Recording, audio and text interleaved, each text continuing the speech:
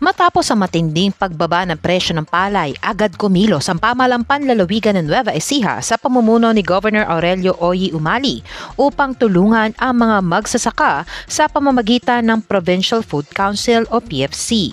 Layunin nitong bumili ng sariwang aning palay sa ilalim ng Palay Price Support Program sa mas mataas na presyo kumpara sa alok ng mga trader na nasa ₱9 kada kilo. Lugi po ang magsasaka. Malaking lugi po. Kasi po ang kuha lang ng mga trader, mababa talaga. Sa tulong po ng gobyerno na galing kay Gov, malaking tulong na rin po para sa amin magsasaka. Yung pagkakakuha ng ganun na presyo ng palay. Isa sa mga benepisyaryo ng programa ay si Frederick Aaron Martin mula sa Tabacaw, Talavera.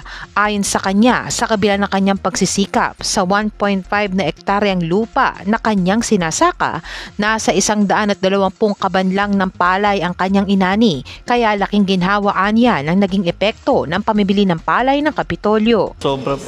Napakababa po kasi. Kaya napakaganda nga po ng programa ng ating mahal na gobernador na namili siya ng palay para yung ibang mga traders natin sumunod sa pamimili. Taasan nila ang pagkuha ng palay.